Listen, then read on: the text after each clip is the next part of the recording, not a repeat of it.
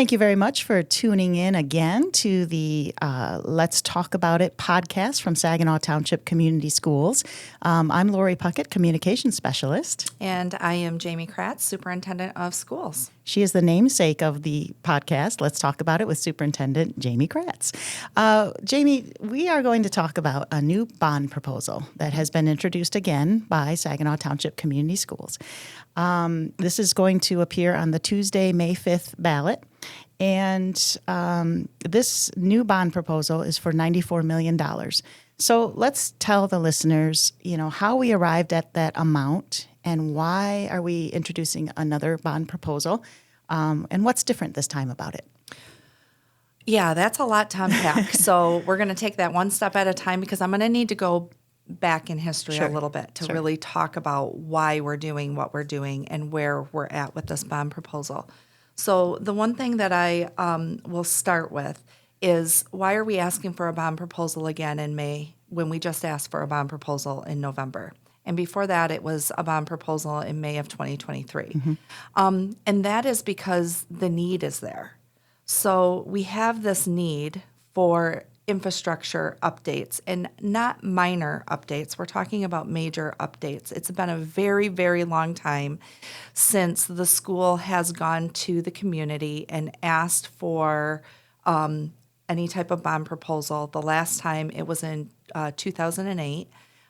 The original ask in 2008 was for $104 million. And that ended up going to the public multiple times and ended up finally being passed at $40 million.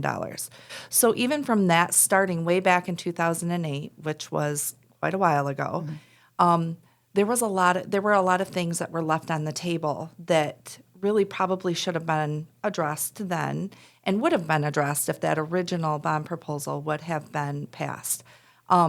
But they cut that one down to $40 million, and there were some things that were done that were very needed then. Since then, our schools have continued to age. A sinking fund has been passed, and there were some things that were promised to the community that have been fulfilled with that sinking fund. We can talk about that. That could be a whole nother episode.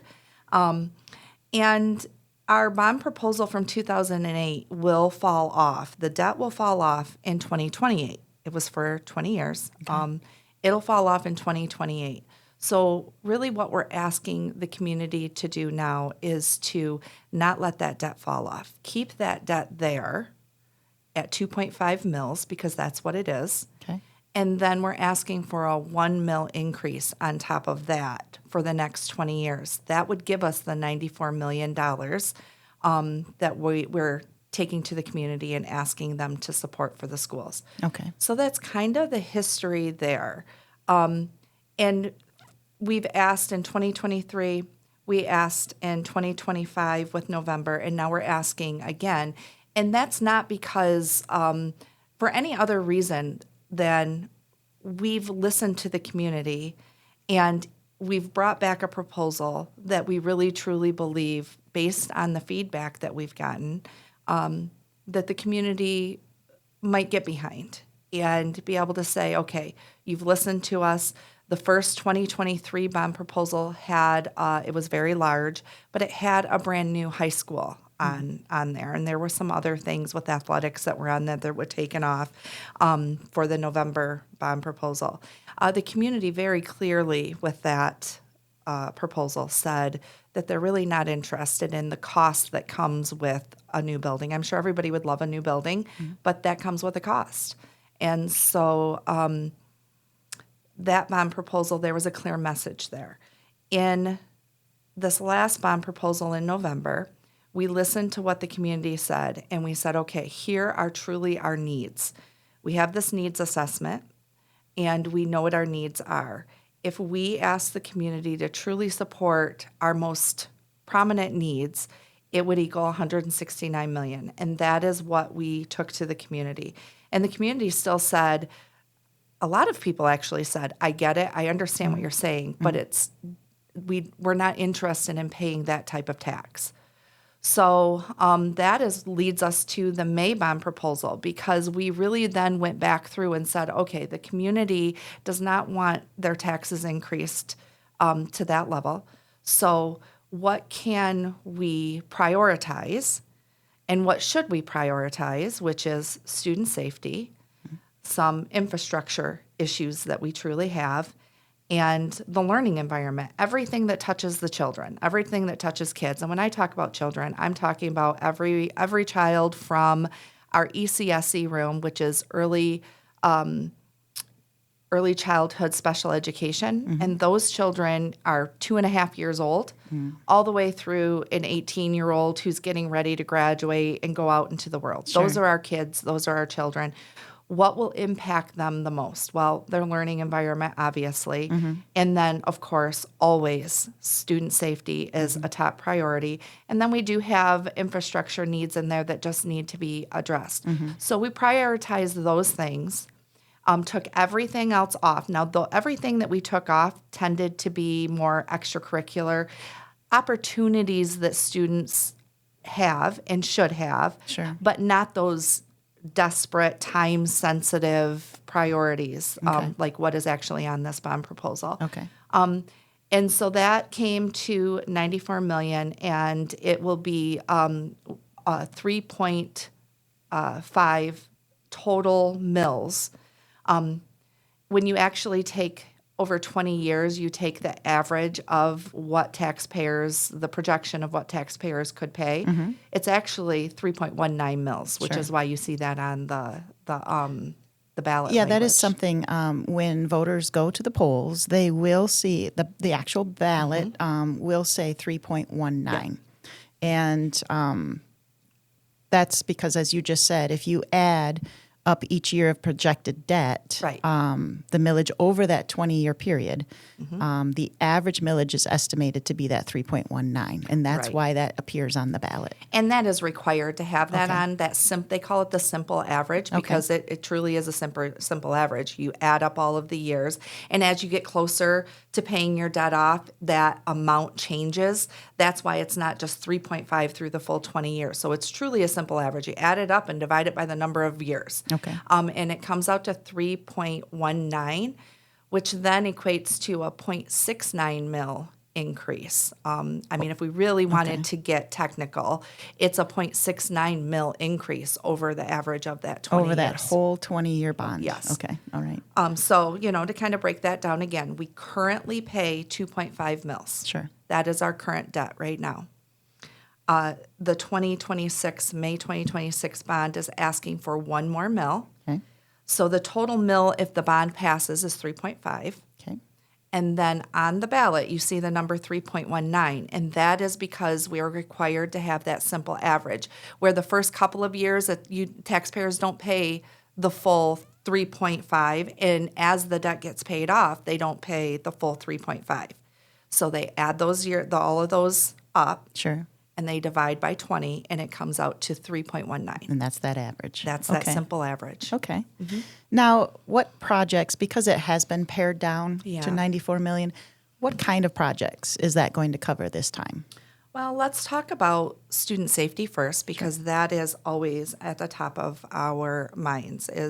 In the world has changed. Unfortunately, it's not unusual to turn the news on and hear about some kind of tragedy somewhere in the United States. And so our schools were built in a different time. They were built in a different era, really.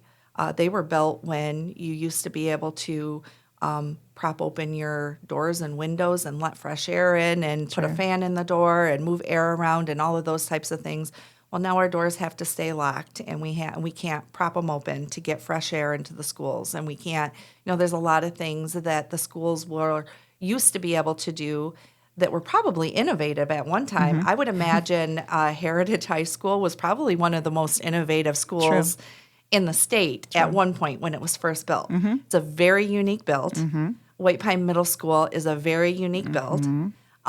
We have multiple elementary schools, Arrowwood and Sherwood, that still have the open class concept, which means that when you walk down the hall, there's a wall and a door missing. They're all open to the hallway. Very innovative at one time. Now, that's a concern. That's something that we really want to address. We want to make sure that we can enclose those classrooms. Because there's basically access when you're walking down the Yes. hall, open classroom, open classroom, open, open, open. Yes. And so you hear a lot of noise. You're hearing other teachers teaching Yes. while you're over here in this classroom, mixed teaching lessons probably. Yeah, there's so many reasons that it might have.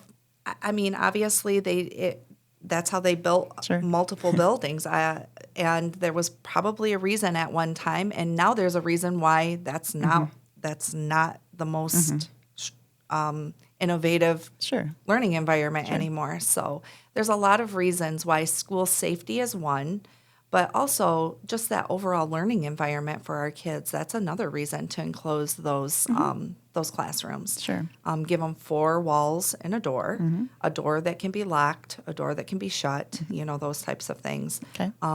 That will allow for a more focused classroom environment inside the classroom, as well as kids are transitioning to different, to gym and to lunch and to library and to art class and all of those things, walking up and down the hallways. Sure. It just allows for more focus also in the classrooms. And those buildings that we're talking about average about 62 years old. Yeah. The oldest building that we have in the district is Hemeter Elementary, which is now 89 years old. My favorite fact, and yeah. this actually came from an article that MLive did, and it just puts it into perspective, I think, is Hemeter was built the year before Pearl Harbor. And it has been retrofitted. Sure. There's been, obviously, it's not the same carpet, it's Sure. not the same, but there has not been a lot of major renovations at Hemeter since then. And It's when you got good think about that, bones.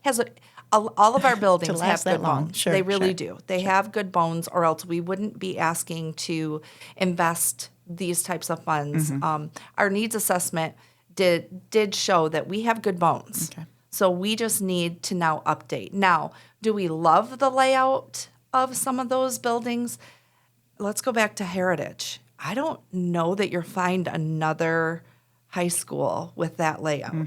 That's where it would have solved a lot of the issues that Heritage has if we were able to build a new high school. But again, the community said that's not what they wanted. Sure. And that's fine, because we can make some updates and some changes to Heritage to address a lot of the things that a new building would have Sure. also addressed. It's not going to be everything, but we can absolutely do some updates, some remodeling, and make Heritage High School much better than what it is right now. Now, I'll give you an example. There is a large portion in the bond proposal. It's about $3 million, and it says admin offices. And I really wish that scope we were able to put more description in that scope. And that's just something we need to make sure we explain to our community, because it's not just updating and remodeling admin offices.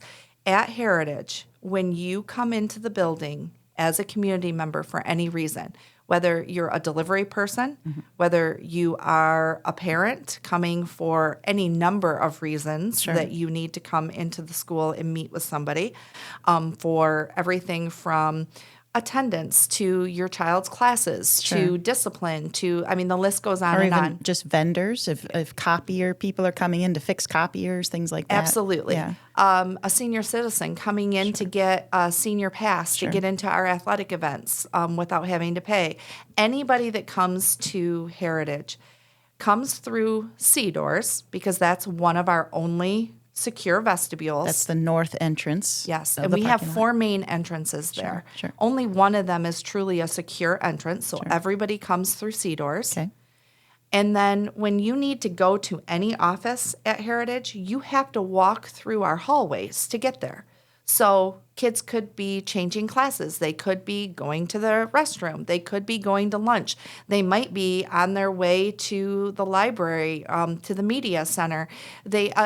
We have kids moving about the building, as we should, because that's their space. Sure. And in order to get to any office as a visitor, you have to walk through our hallways. So, And fortunately, I know a lot of, most of the time they're being escorted Yes. by our security team. So we do have that in place. But you're right. Now we have visitors just coming through, mingling with kids as they're moving along. So, Yeah, and people are there for a variety of reasons. They might be happy, mad, sad. They could be, any different reason. Sure. Somebody should come to the school to interact and talk with, either their student or their student's teacher or their student's administrator. Those are all appropriate things. So this bond proposal would move those offices to C door, exterior door. It would also add a secure entrance at all of the other entrances. Remember, we have 4.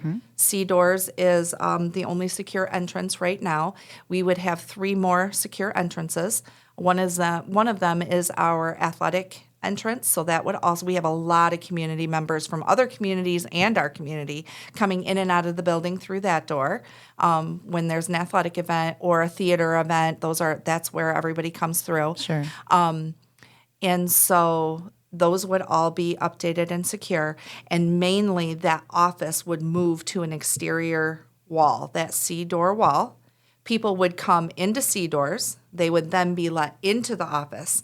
And then there is no reason, unless the office lets them into the hallways, to allow them to be in the hallways. We really need to be able to control and monitor at a much higher level who enters our hallways and interacts with our kids on any given day. Yeah. So that is what those at Heritage, the office, it says admin offices in the scope list.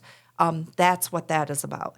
It's right up there with one of our top priorities.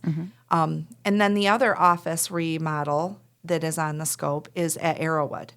And so Arrowwood, in the middle of Arrowwood, we have a large space that right now is dedicated to our special education offices. So the special education director, the special education secretary, a lot of our staff that comes in to work with kids, whether it's for speech or occupational therapy or physical therapy or, the list goes on and on. Sure. And all of our files are located there. At Mackinac High School, which my understanding was an elementary at one time, they have this unusual, that's a lot here, unusual architectural structure at the end of their building that's like this circle. And I've been told that used to be the kindergarten wing. Well, right now it's being used for some files. It's being used for Mr. Kern at Mackinac High School, which is our alternative high school.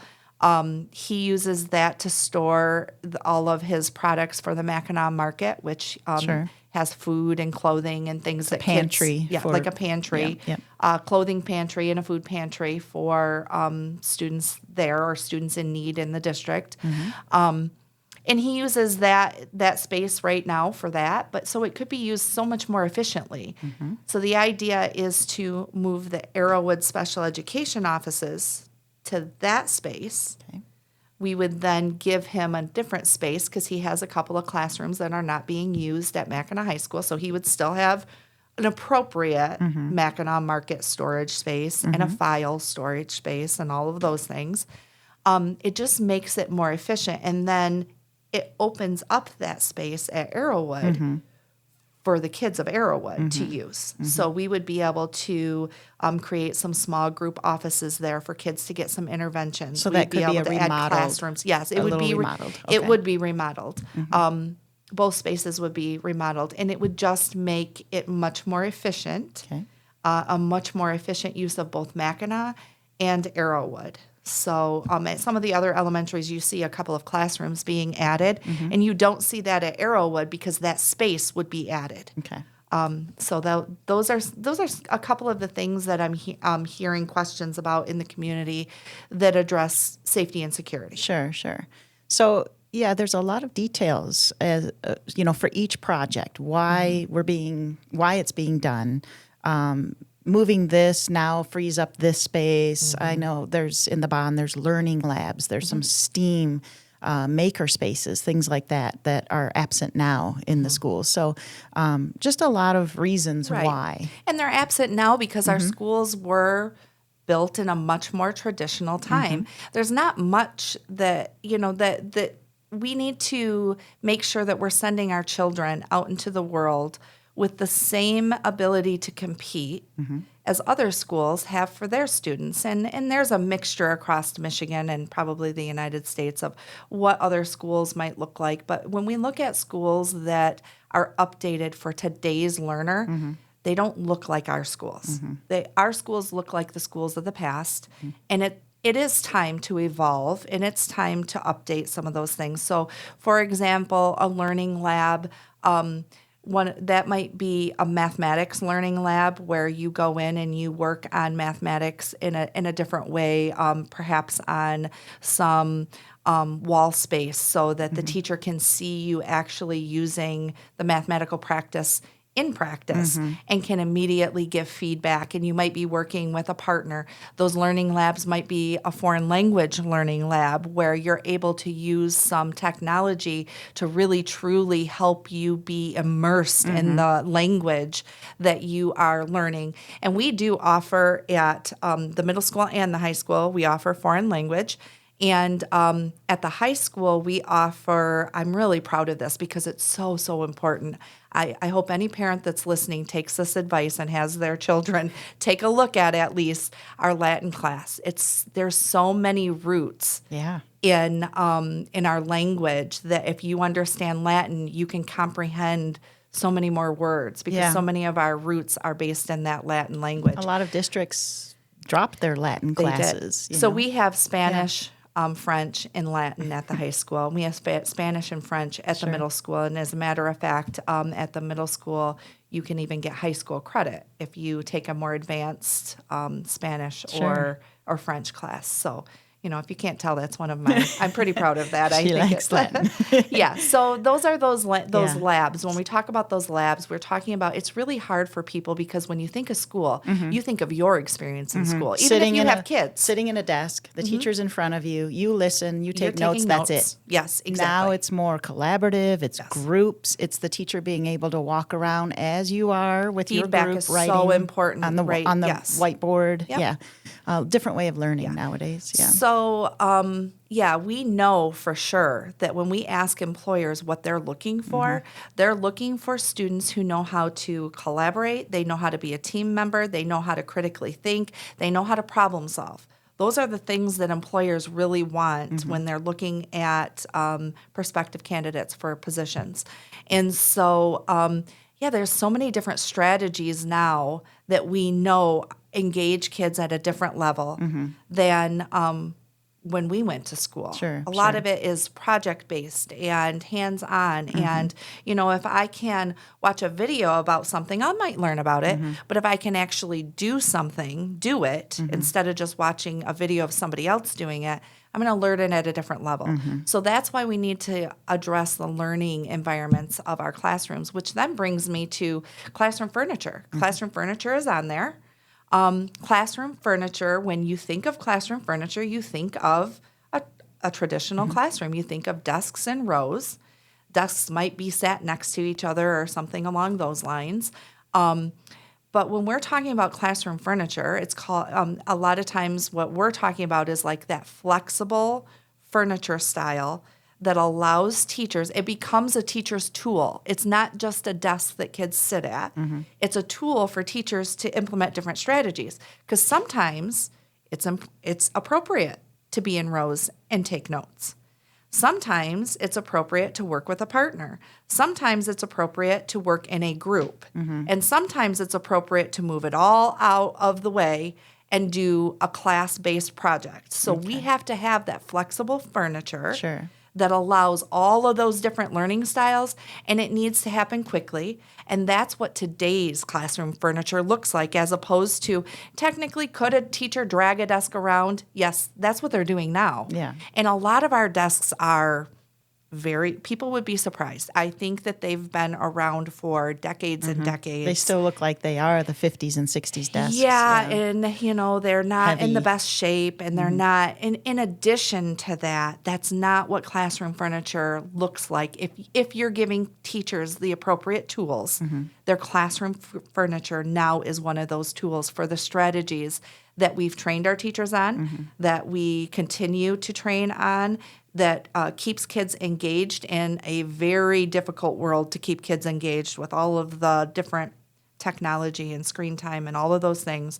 We're still, we want to have a balance of that. It's not, we want our kids to understand technology, but that's not the only thing they need to understand. They also need that paper pencil. Sure. And we need to have furniture that allows, at any given moment, both of those things. Sure. So that classroom furniture is a really big component on there, and I know a lot of people have kind of scratched their head like, why is this so important? Why do they keep putting this in the bond proposal? And that's why. Okay, that makes sense. Now, there's some projects that were, again, pared down and had to be taken off, but how are we going to address some of those projects that were taken off of this new bond proposal?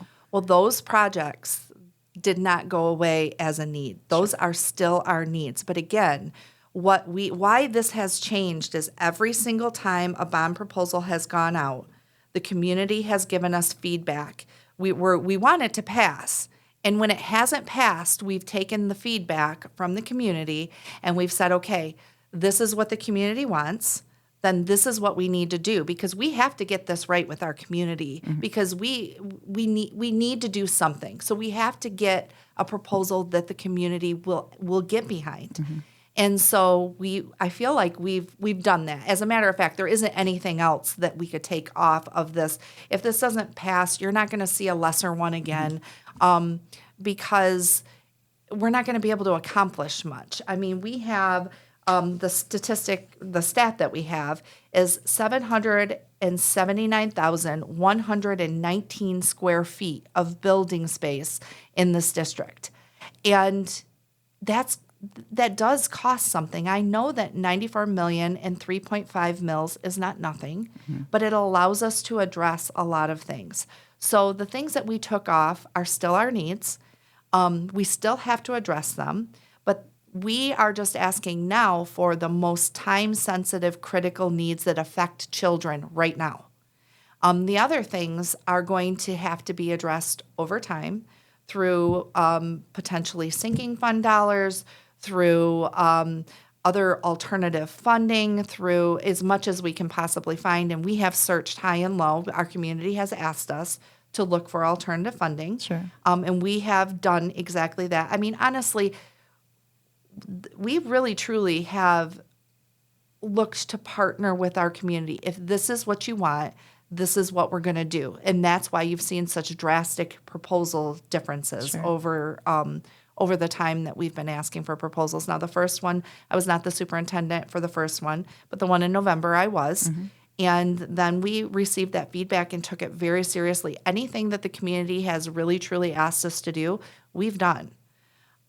So those other projects tend to be, more extracurricular. They were the theaters. We have 2 theaters in the district. They were addressing, we do have an issue with the White Pine Middle School pool. It's just old. It's not maintenance. It's been well maintained. It's just old, and it just has held water for so long that it needs some major attention, or we need to consider, which is what we were doing in November, not having a pool at White Pine, because we do have Sherwood Elementary Pool and we have the high school pool, which is where our middle schoolers compete anyways. And that was the plan last time. So the idea is to keep that list of needs and slowly over time check them off in a way that does not raise taxpayer dollars.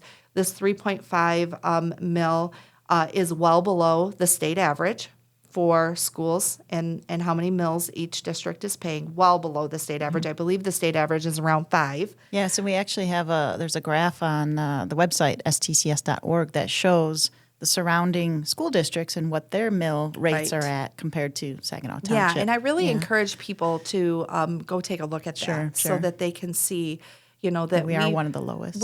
We are one of the lowest. Even with this new bond proposal, we would remain one of the lowest.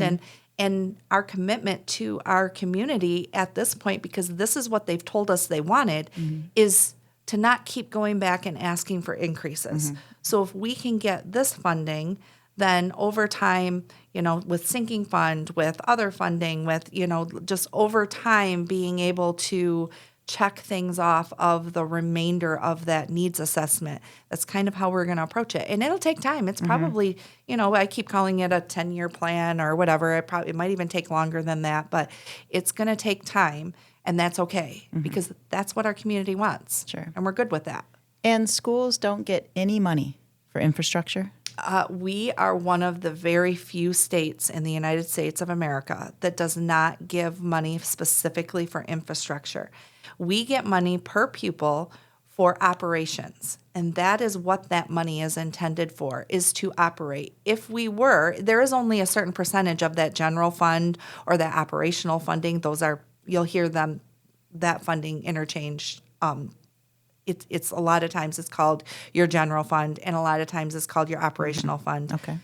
Operational fund is literally that. It's for operating. It is intended to operate from year to year. And there's only a percentage that you could use on infrastructure, which is not nearly enough.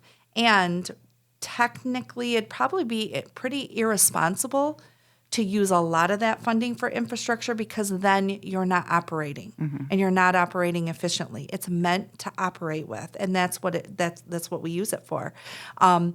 We are in the people business, and if you were to look this up, you could look it up in any district. About 80 to 85% of your general fund does go to salaries because we're a service district. People in our district get paid to offer services to our community and to the children of our community and the families of our community. So a lot of the funding goes to salaries. It goes to utilities. It goes to buses. It goes to nutrition services and the people who are serving and preparing lunches and breakfasts and all of those things. It goes towards running and operating a district, and that is what that money is intended for. Okay. And do you, in your conferences and things as a superintendent, is that something that comes up a lot, that as a group you say, come on, we need money for infrastructure? As a matter of fact, we have a monthly legislative breakfast with legislators from our local government, as far as representatives. And at our last legislative breakfast, a representative from the governor's office was there. And I think there probably isn't a meeting where we don't talk about, because we're not the only district facing some of this. Now, a lot of districts, for example, in November of 2025, when we had a bond proposal on the ballot, a lot of other districts did too. And out of all the districts that had a bond proposal, 64% of their community said yes. So 64% of the bond proposals in November were approved. And so it just comes down to, is the community willing to invest really kind of in itself? Because there's a lot of research that shows what happens to a community as a whole when schools are invested in and when schools are not invested, when people don't invest in the schools. And so, yes, we talk about that a lot. Probably every single time we meet, we do talk about school facilities and the need for either the way that works to change, but I don't know if it's going to, because when 64% of communities are saying yes, I don't know if the people who have the ability to change that would see that as a broken system.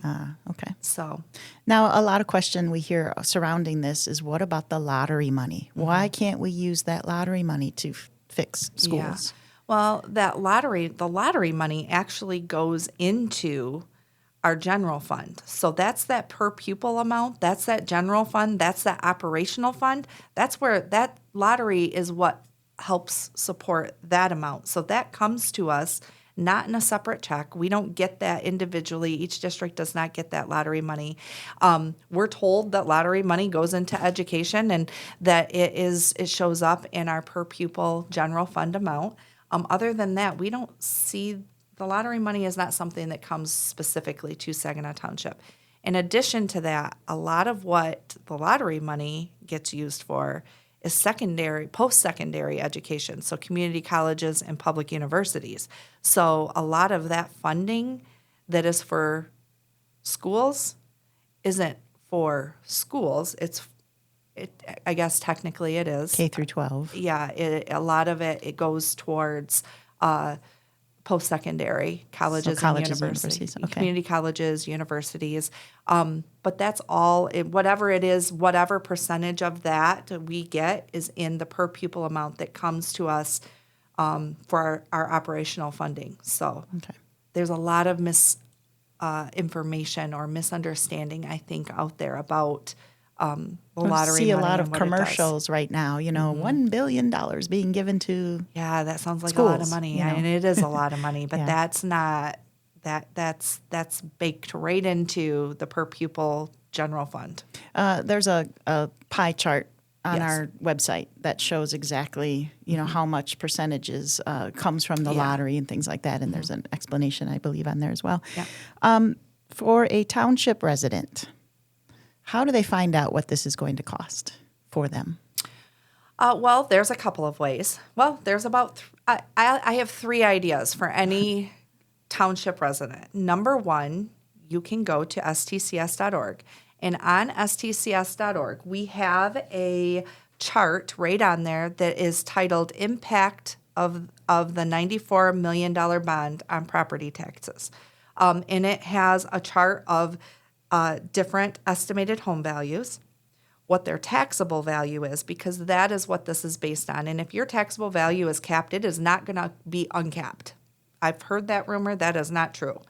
And so the taxable value, and then it tells you what the annual increase will be, and then what the estimated monthly increase will be. So if I have a $160,000 home in Saginaw Township, I will be taxed on that $160,000 home? No, you'll be taxed on the taxable value of that $160 home, $60,000 home, which your taxable value is usually, everybody's taxable value is going to be different based on when you bought your home. Sure. But let's just say it's straight numbers. Sure. It would be $80,000. So that's important to look for the taxable value. Yes. So I would get out probably my property tax thing that comes from the township, Yep. and it would say right on there taxable value. So, Yep. okay. And just to give you an idea, a person in a $160,000 home with an $80,000 taxable value would pay $80 a year or $6.67 a month Okay. for the bond proposal. Okay. Now, if you don't want to use the chart that we have, now again, this chart is a result of people saying, why can't you just make a chart? So the community asked for it, we did it, and so it's there. If you don't want to use the chart, we also have a tax calculator on the website, and you put in your home value, your taxable value. You have to make sure you're putting in your taxable value. You check if you belong to a certain category, such as a senior citizen, a disabled citizen. There's some different things that you check to tell them a little bit more about your specific situation. And then it'll tell you exactly what you should expect for your annual increase or your monthly. I think you can put in your income as well to even Yes. dial it down even more Yep, and based on your personal situation. And Yeah. to be honest, if your income is less than $69,000 a year, if you are on a fixed income that is less than that, then it'll also tell you what tax credits you will automatically qualify for, and those have a big impact. So I really like the tax calculator. That was created not by us, that was created by financial advisors, PFM, who created that based specifically on Saginaw Township. So you can go to the tax calculator. If you're not comfortable doing that, if you don't want to do the chart, you don't want to do the tax calculator, we've spoken to the township, and the assessor is more than willing to sit down and walk specifically through your tax, your property taxes, and they'll walk through the numbers in detail specifically for you. So if you wanted to, you could go to the Saginaw Township Hall and ask to speak with the assessor, and they'll also tell you what impact this will have on you. Okay. So there's 3 ways. Yep. Go to stcs.org. Check out the actual chart that's on there with specific home values to show you that, or actually click on the tax impact calculator, put in your own personal, and it'll give you your personal results, or actually go to the township assessor's office. Absolutely. So, okay, thank you. And then is there interest on this bond? Yeah, because it's a debt. So just like any debt, you borrow money. In order for somebody to give you money that you're going to borrow, they're going to make money, and they make it in the interest. And so this is just like a home mortgage. Sure. So when you purchase a home and you finance it and you ask for a mortgage, then you tell them how many years. Ours is 20. And then they tell you how much your payment's going to be, and they include the interest. Now, the interest is already included in the $94 million, and it's included in the 3.5 mils. There is no separate interest payment. There is no increase that's going to pop up somewhere. It's already kind of, I used the word earlier, baked in. It's already baked into that. The same way if you were to escrow into your home, into your house payment, that's kind of exactly how this is. So, yes, this is a debt. We're asking to borrow money so we can do all of these projects instead of waiting, to do them over time. We're asking for the money up front to do all of these projects, and somebody is going to loan us that money. That's when you sell those bonds. You're selling the bonds. They're loaning you the money to do the projects, and yes, there is interest. Just like, and that's no different for this bond, for any type of loan. It's the same thing as any type of loan. So if you've ever taken a loan out, and you've paid interest, that's exactly the same thing for this bond proposal, and any bond proposal, not just ours. Sure.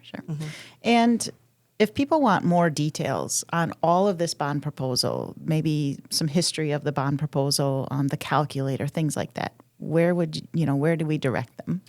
We've mentioned it a few times. We have a lot of, again, we listen to what are the questions everybody's asking? What are they wondering about? What are they concerned with? What are they, so we took all of that and we tried to put any information that you would possibly want or need to know on stcs.org. When you go there, it actually pops up. You have to click out of it to get to the regular website. So it's very easy to find, stcs.org.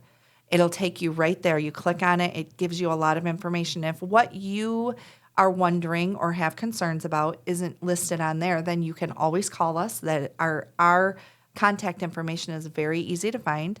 I get emails. I get phone calls. I have spent a lot of time talking individually with people, and sometimes people just want to talk on the phone. Sometimes they want to come in and meet with me, and I'm more than willing to do that. And then again, you can go to, if you're asking about the impact financially, you can also go to the township, and they'll help you with that information. Really, truly being as transparent and open, and what questions do you have that we can help you understand, because what we need is for people to go to the polls. We need people to show up and vote. If you are a person who thinks that this would be good for the community as a whole, and there is a lot of research out there that talks about the positive impact of investing in schools through bond proposals specifically, it's not hard to find that research.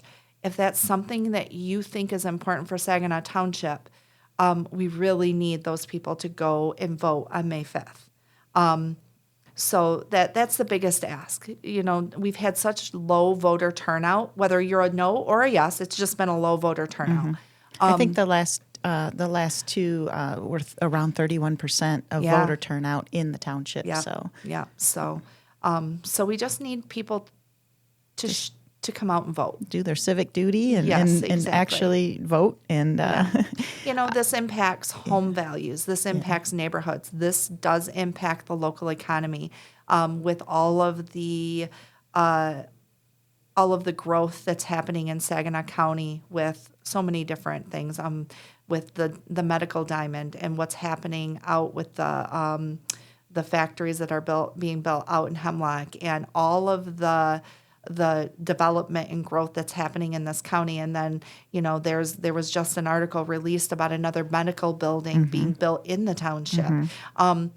The schools and families wanting to live in the neighborhoods in Saginaw Township and send their children to the schools, that has a huge impact. And so, even if you don't have children in the school, whether this is a vote yes or a vote no in May, it's going to impact. It's going to impact the township.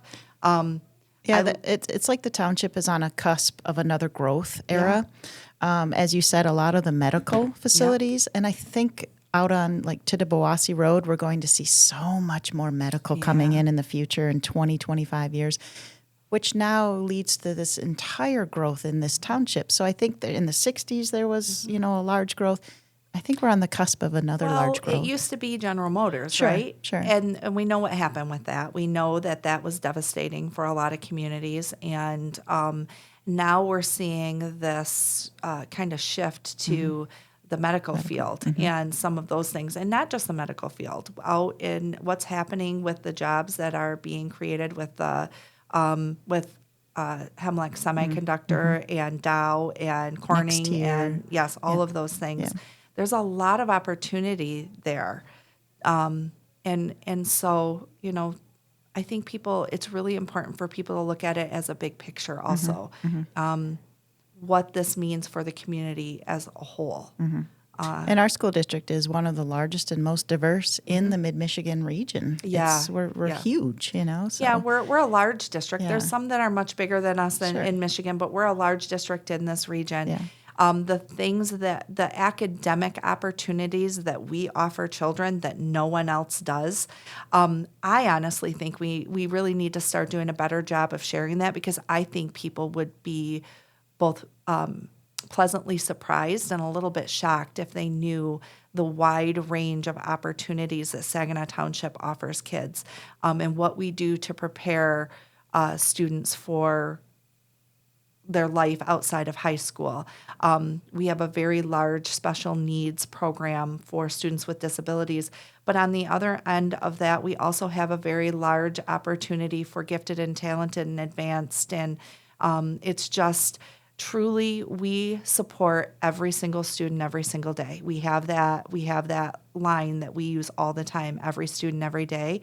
I could not be more proud of what we do for every single child in our district every single day. The opportunities that we have, some of the classes that we still have that other schools eliminated a long time ago, like shop class, metal class, our metal shop and wood shop. And, people will talk about home ec, what it used to be. Well, we have family consumer science and a personal finance class. We're adding a personal finance class, and all of our electives, all of our kids that go to SCC to get certifications and go into the trades. And then we also have all of these students that are going on to colleges and universities. And I mean, honestly, it's impressive. And if we're able to update our facilities, I think it's going to have a really big impact. Research shows that it has a big impact on the local community. And so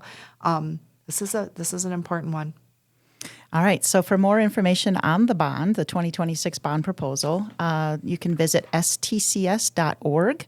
Also, we just invite you to visit www.stcs.org just to find out more about the district, some great news on there, and find out what's happening in the district. You can also visit Facebook pages under Saginaw Township Schools. We also have a Twitter page, an Instagram page.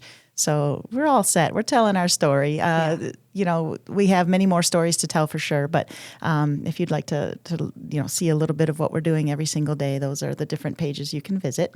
And then we have just a quick reminder that the bond proposal vote is on Tuesday, May 5th, and absentee ballots go out on March 26th. Correct. And we always end our podcast with a Did You Know? So today's Did You Know? STCS has a Moody's Investor Service underlying credit rating of AA3. So what does that mean? Well, that rating means that a school district is considered high quality, financially strong, and very likely to meet its debt obligations, which typically results in lower borrowing costs and strong investor confidence. The other thing, too, that we're very proud of at STCS is that we have received a clean audit for our budget year from Yo and Yo CPAs for the 6th year in a row. So clean audit for the 6th year in a row. So very proud of getting that designation. Yeah. So, all right. So that wraps up our 2026 bond proposal discussion today for our podcast, and we invite you to listen to the next one coming up as well. So just continue to listen. I think our next one's going to be on some alternative funding. You asked how we were going to address some of the things that are not on the bond proposal, and I mentioned alternative funding, and I think that's what our next podcast is going to be about. So good. Tune in. Okay. Our podcasts are available on our website at stcs.org, as well as our YouTube page under Saginaw Township Community Schools.